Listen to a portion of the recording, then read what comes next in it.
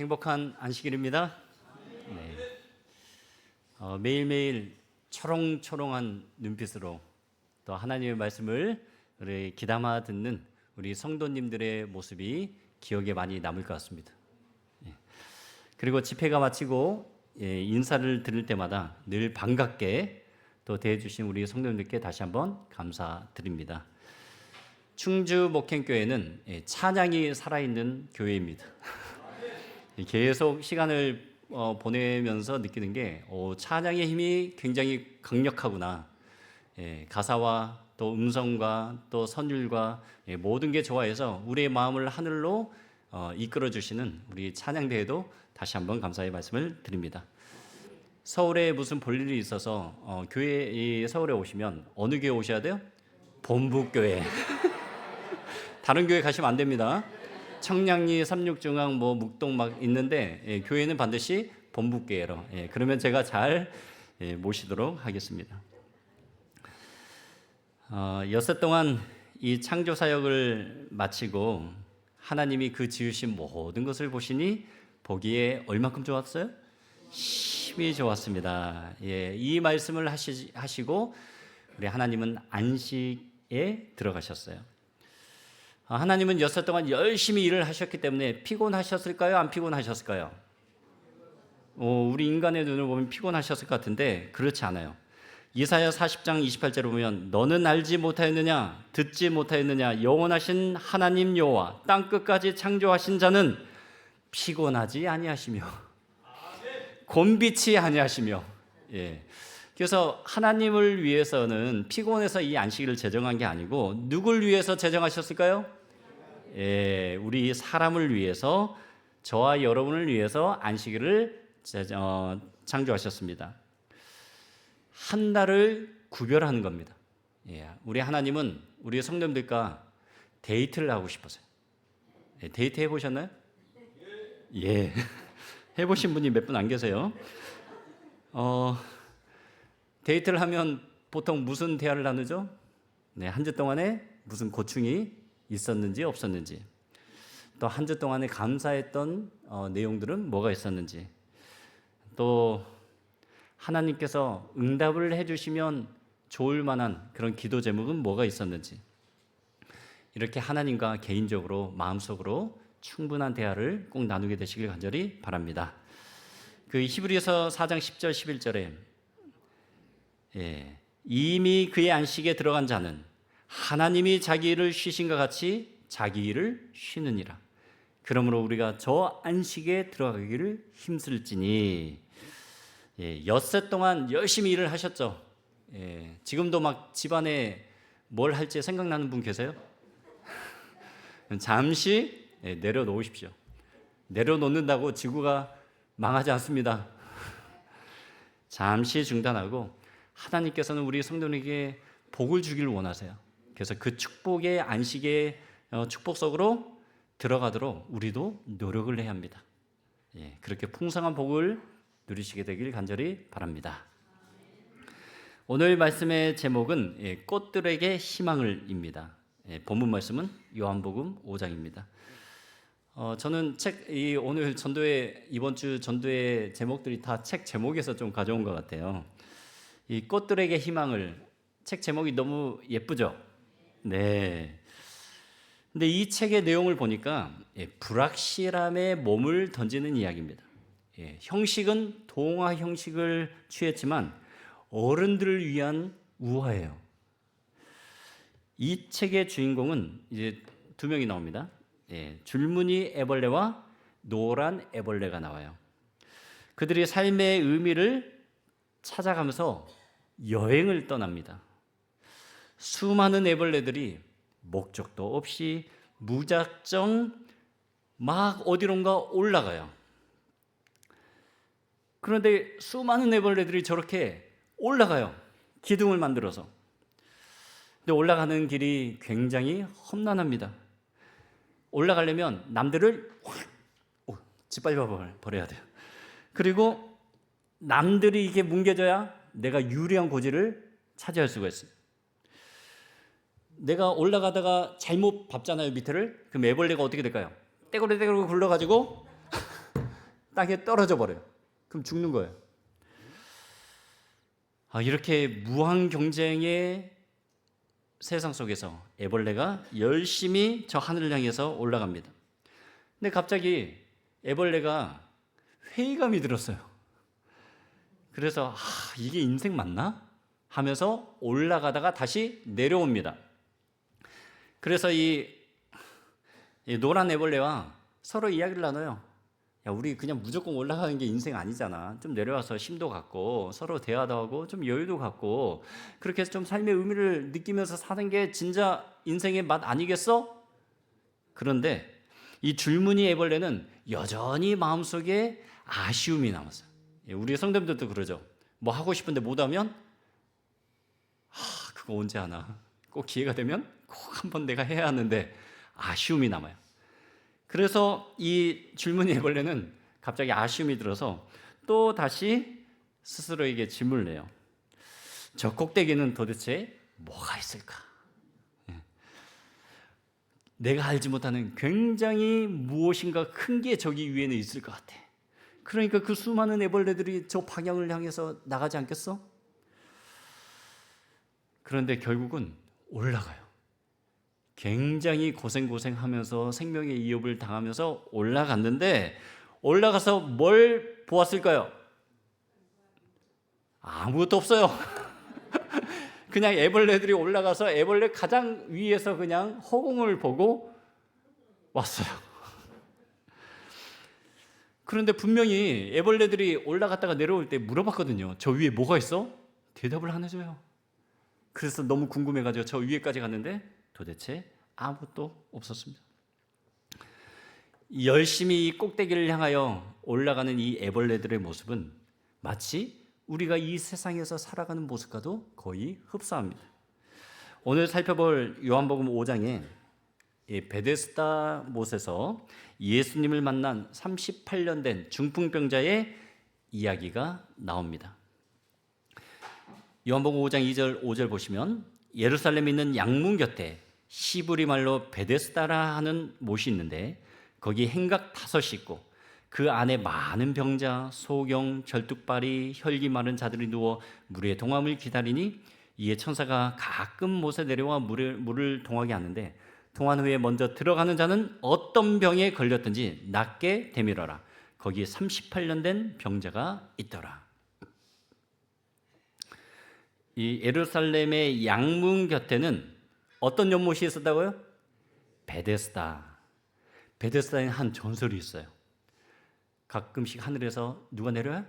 천사가 내려와서 물을 땡 하고 동하면 움직이면 환자 중에 가장 먼저 들어간 사람이 병이 어떻게 된다고? 낫는 그런 전설이 있었습니다. 그래서 우리 성도님들 아프신 분 손들라고 하면 다 손드실 거죠. 예. 여기 성경에도 마찬가지예요. 병으로 정말 고생한 사람들이 그 전설과 소문을 듣고 베데스다 연못가에 진을 치고 있었습니다. 베데스다의 뜻이 뭔지 아세요? 예. 자비의 집이에요. 참 신기하죠? 베데스다는 자비의 집인데 거기는 자비가 없는 곳이에요.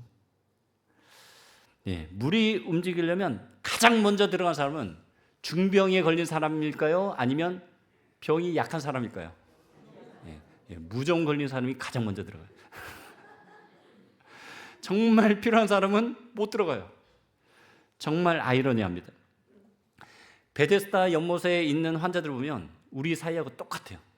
서로 다 아프긴 한데 어떻게든 내가 먼저 그 고지를 접해서 낫고 싶어하는 우리 인간의 사이를 묘사하고 있습니다. 꽃들에게 희망을 등장하는 이 애벌레의 모습하고 똑같아요.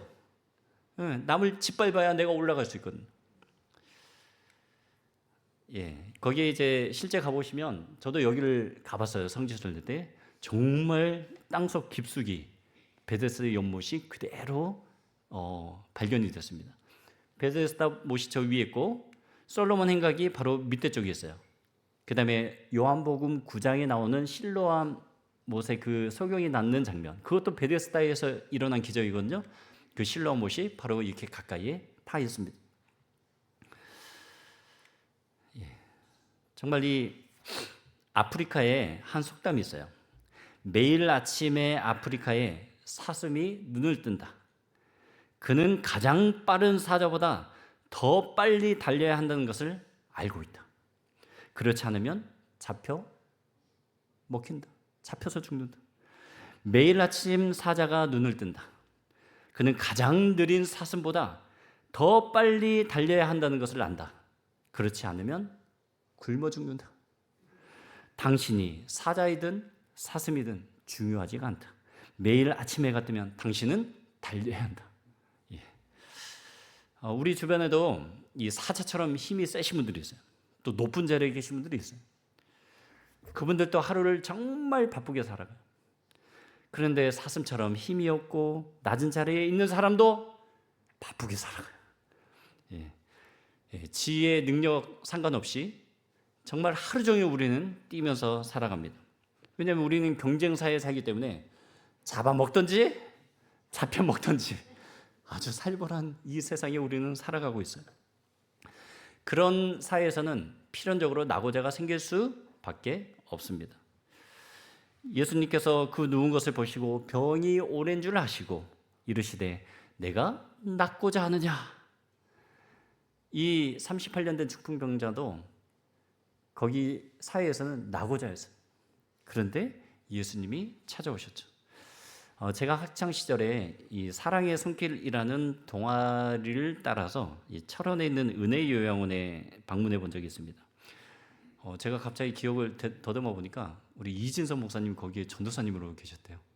저는 주 멤버는 아니었고 가끔 따라가서 그 환자들 만났던 적이 있습니다. 제가 만났던 환자 중에는 머리가 한 3배인 친구도 있었어요. 그래서 이분은 다 대하는데 문제가 없습니다. 근데 늘 휠체어를 타고 있었어요. 그래서 머리가 너무 무거워요. 너무 기형적으로 이렇게 머리가 커가지고 자기가 예수님의 재림의 때가 되면 예수님이 자기를 이렇게 세워주시면 자기가 걸을 수 있다.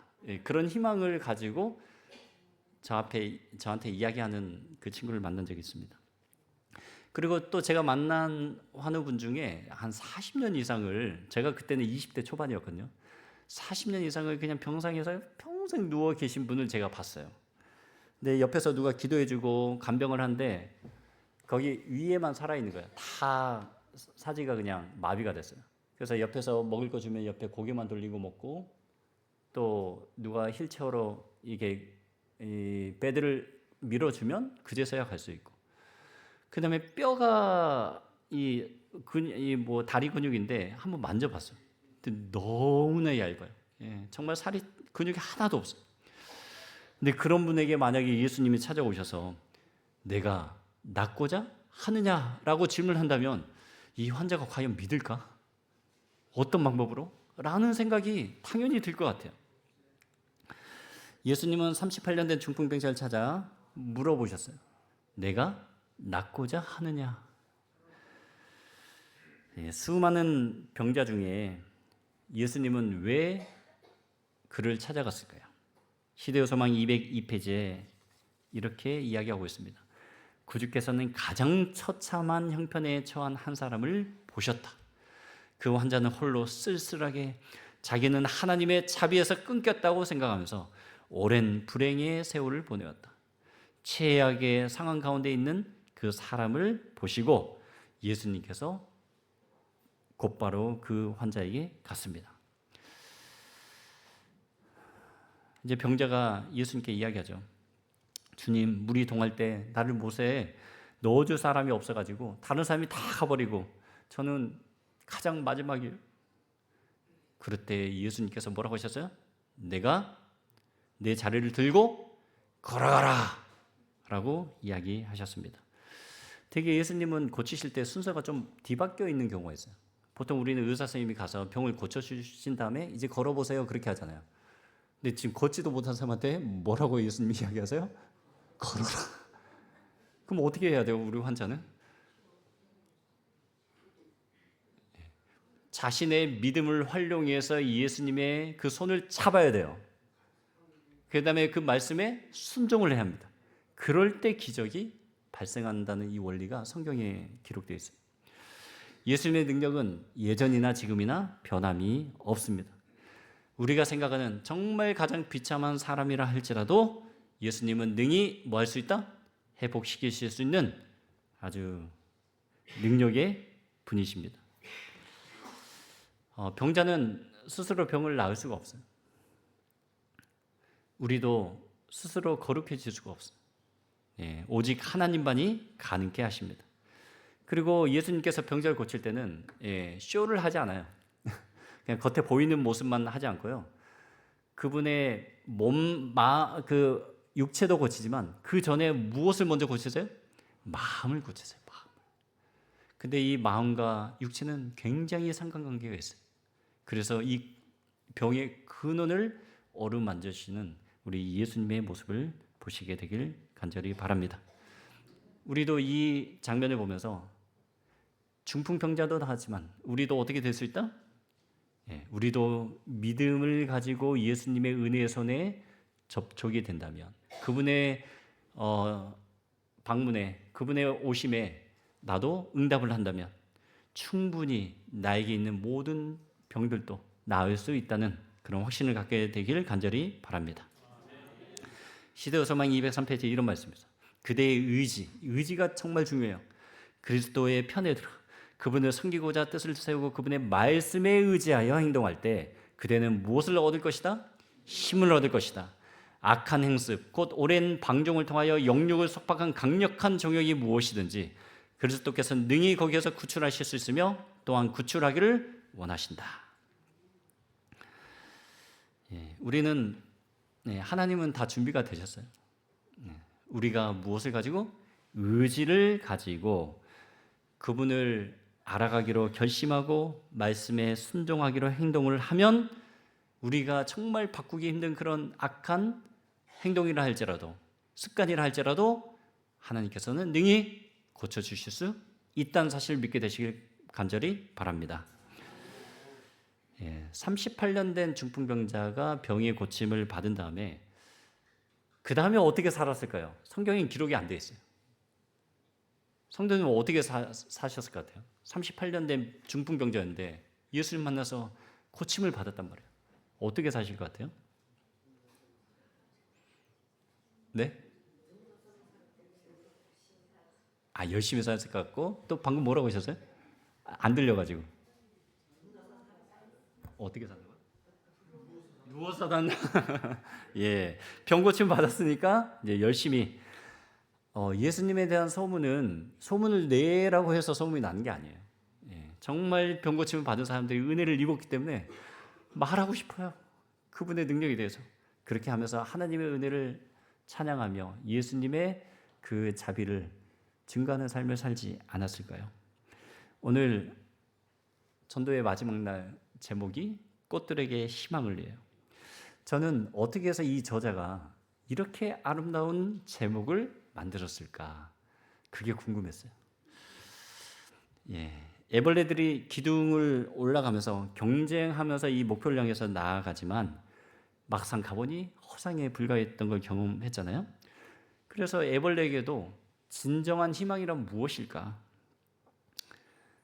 그냥 남들 다 하듯이 그냥 방향으로 가는 게 진정한 희망일까?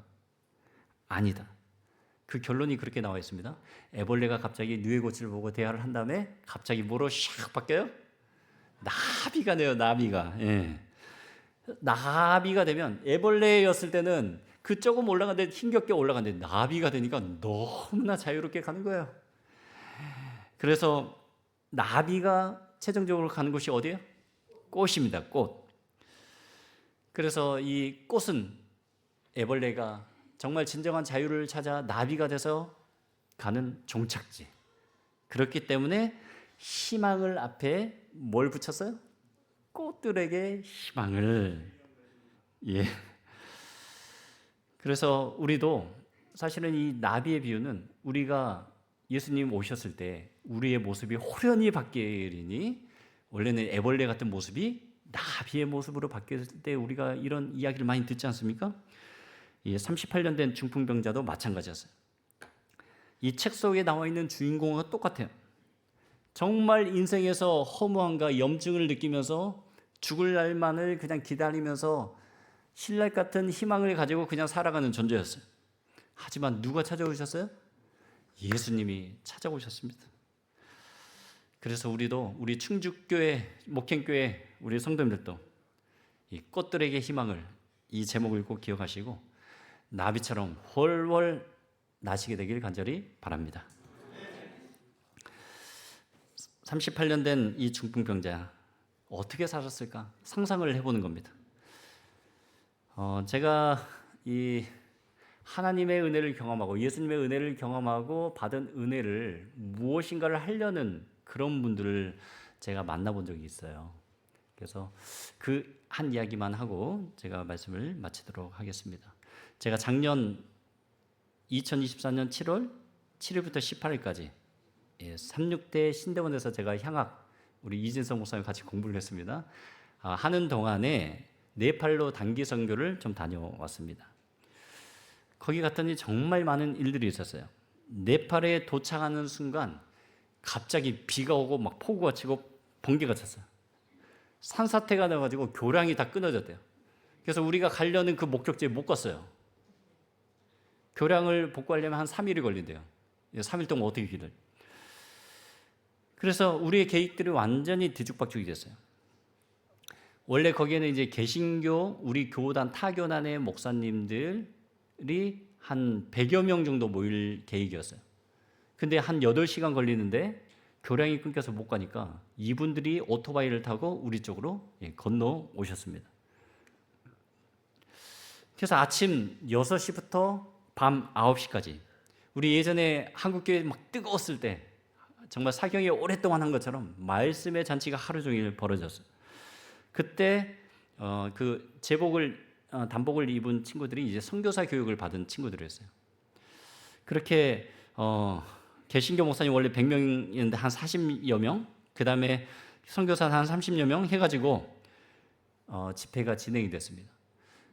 근데 참 열악해요. 하다가 갑자기 전기가 다 나가버려요. 액정도 다 나가버려요. 제가 PPT를 준비했는데 PPT 빼고 다 나가요. 마이크도 나가요. 그 많은 사람 앞에서 생목소리로 아주 크게 설교를 해야 합니다. 네, 그러다가 제가 한 선교사를 만났어요. 근데 이 선교사 이름은 사로스비 K 선교사였어요. 이야기를 들으니까 너무나 흥미진진했어요. 원래 본인 출신이 힌두교. 인도에는 힌두교가 굉장히 많죠. 힌두교의 사제였대요.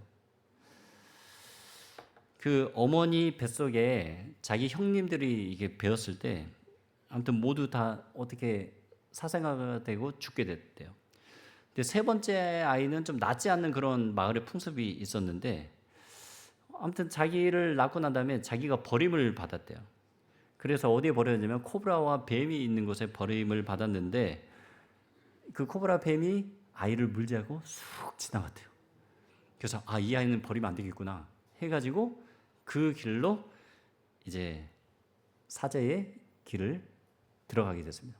특별히 힌두교에서는 이 뱀이 그들의 신이거든요. 그 신의 선택을 받았다라고 이야기가 시작됐어요. 본인은 예수님 믿는 사람을 너무너무 싫어했대요. 왜냐하면 기독교는 서양 문물, 힌두 문화는 자기들 고유 문화. 근데 서양 문물이 들어와서 막 자기들의 문화를 파괴한다고 생각을 했어요. 그가 살았던 곳은 그 높은 히말라야 산맥, 거기에서 살았어요. 그래서 기독교 선교사들이 복음을 전하려고 막 자기들한테 오면 산에 다 숨어 있다가 돌을 준비하고 돌을 막 선교사한테 던지는 거예요. 그래서 안전하게 지나가지 못하게 하고, 그리고 때로는 선교사를 막 밀어버리고 성경책을 뺏어가지고 갈기갈기 찢어버린 일을 자기가 해버렸대. 근데 참 그때 느꼈던 게 선교사한테 막 성경책을 찢으면서 하는데 저 뒤에서 어떤 선교사님이 자기들 위해서 기도하는 모습을 봤다는 거예요. 그러다가 어머니가 이제 병으로 죽게 생겼어요. 실제로 막 숨을 안 쉬는 지경까지 갔습니다. 근데 그때는 이제 재림교회 목사님 아니었어요.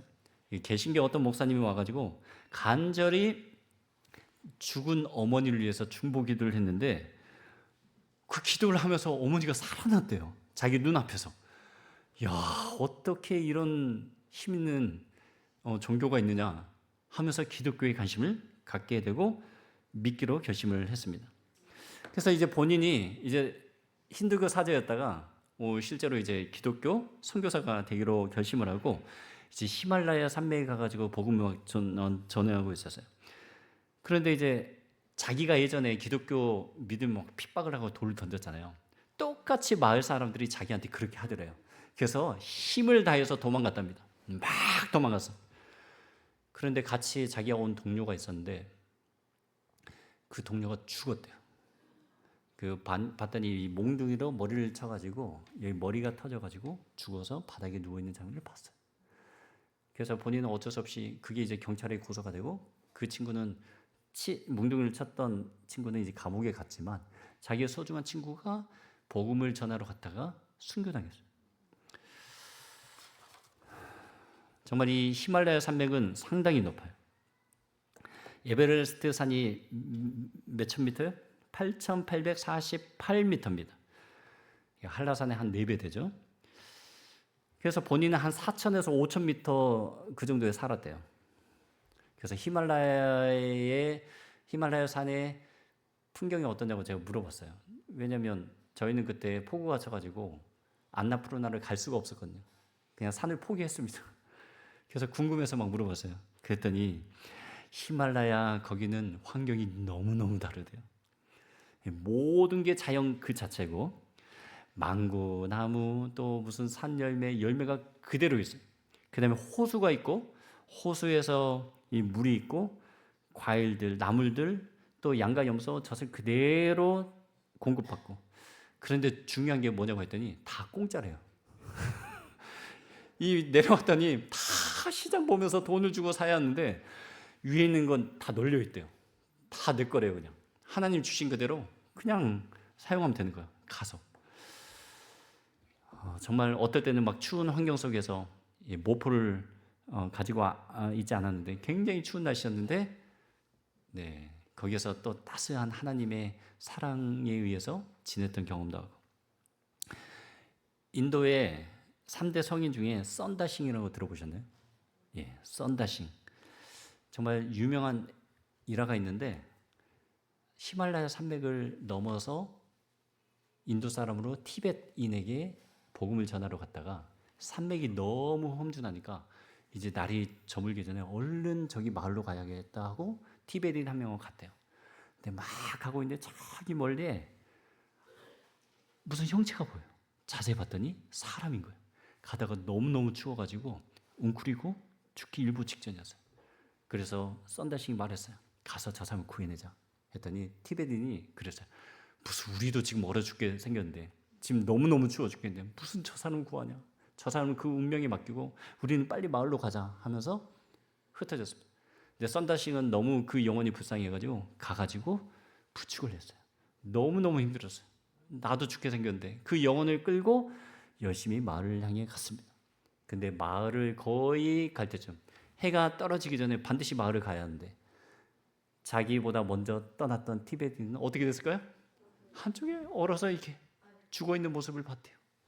그 다음에 마을에 도착해서 따뜻한 음료를 마시고 겨우 목숨을 부지하고 살았는데 내가 저 죽어가는 영혼들을 만약에 내가 구하지 않았다면 나도 누구처럼 됐을 것이다? 티베트인 사람처럼 죽었을 것이다. 왔다 갔다 하면서 그 온기가 서로 모여서 내가 구하려고 했던 그 영혼이 나를 구했다는 사실을 깨닫게 되었다. 그 유명한 일화가 바로 이 썬다싱이 한 일화입니다. 그래서 이 청년은 자기는 썬다싱 같은 전도 선교사가 되고 싶대요. 하루는 성경을 구하는 게 너무 힘들었대요. 왜냐하면 돈이 없으니까. 그런데 어느 마을에 갔더니 네팔어 성경으로 된 성경이 무더기로 발견이 됐대요. 그래서 자초지종을 이렇게 알아봤더니 기독교를 핍박하는 어떤 단체가 트럭으로 성경을 다 모아가지고 히말라야 산맥 어디에 갖다 버린 거예요. 그래서 자기는 거기 갔다가 그 성경을 다 주워가지고 복음전도 사역에 이 성경을 활용을 했다라고 합니다. 그래서 제가 만났을 때 이제 곧 그 다음 주에 우리 한국의 배진성 목사님이 주관하는 36 신학교에 가가지고 신학과와 신대원을 졸업한 다음에 내가 다시 썬다싱처럼 히말라야 산맥에 와가지고 나의 모든 열정을 불태우겠다는 그런 결심을 제가 현장에서 들었습니다. 예수님이 우리 삶 속에 찾아오시고 우리가 예수님의 은혜를 찾게 되면 이렇게 우리 마음속에 주님을 위해서 무언가를 하고 싶은 꿈과 희망이 생깁니다. 이 두 마리의 애벌레들 정말 삶이 허무했죠. 하지만 그들이 나비가 될 줄을 몰랐어요. 나비가 되고 꽃들에게 희망을 주는 존재가 되었습니다. 그런 나비가 되어 훌륭한 멋진 존재가 되듯이 우리 충주 목행교회 성도들도 그런 훌륭한 나비가 되시길 간절히 바랍니다. 우리 예수님은 찾아오시는 분이에요. 우리 삶에 찾아오셔서 38년 된 중풍병자처럼 아무도 찾는 이 없는 희망이 없는 자들에게 방문 오셔서 몸과 마음을 고쳐주시고 새로운 삶을 허락해 주신 분이 우리 예수님이세요. 예수님에게는 못 고칠 병이 없습니다. 그때 성도님들이 하셔야 할 게 뭐라고요? 여러분들의 의지를 활용하는 겁니다. 그냥 가만히 알아서 해주겠지라고 생각하시면 안 돼요. 예수님께서 손을 내미실 때 의지를 활용하셔야 돼요. 주님, 제가 낫고 싶습니다. 이야기하셔야 돼요. 제 마음속에 들어와 주십시오. 그리고 새로운 역사를 창조해 주십시오. 예수님을 만난 사람은 하나같이 다 꿈을 꾸게 되어 있어요. 오늘 이야기했던 이 사로스 BK 선교사도 자기가 열심히 말씀 배워서 인도의 3대 성인 썬다싱처럼 히말라야 산맥에 있는 형제 자매에게 내가 복음을 전하겠다. 그게 그의 사명이에요. 이와 동일하게 우리 충주 목행교회 성도님들, 충주에도 이 하나님의 사랑을 모르는 사람들이 아직 많이 있을까요? 아직 많이 있습니다. 그래서 그 복음을 알지 못한 자들에게 꿈과 희망을 전하시는, 정말 예수님의 은혜를 널리 전하시는 우리 모든 성도님들 되시길 바라면서 말씀을 마치겠습니다. 지난 한 주 동안 정말 풍성히 저에게 임하신 우리 예수님의 은혜에 감사드립니다. 충주 목행교회를 주님 더욱더 사랑해 주셔서 정말 하나님이 맡겨주신 사명을 잘 감당하고 이곳에 아주 큰 기쁨과 행복이 넘치는 주님의 아름다운 교회가 될 수 있도록 하나님 축복해 주시옵소서. 오늘 모든 남은 일정, 특별히 새로운 태어남의 순간들이 기다리고 있습니다. 하나님, 이 이후의 일정 속에서도 이 교회에 임해 주시고 또한 정말 우리가 행복을 나눌 수 있는 정말 기쁜 안식일 오후가 될 수 있도록 하나님 축복해 주시옵소서. 감사드리며 이 모든 말씀 예수님 이름으로 기도합니다.